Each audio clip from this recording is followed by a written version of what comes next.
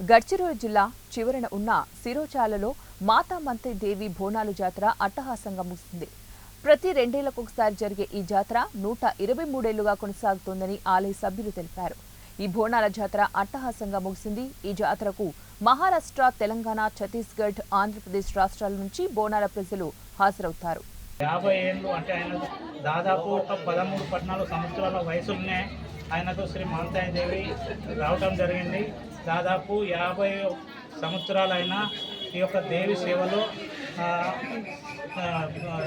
దేవి సేవలో ఆయన కార్యక్రమం నడిపేది. అదేవిధంగా ఆయన ఈ యొక్క మాంతాయి దేవికి ఆయన జీవితం కూడా అంకితం చేసిండు.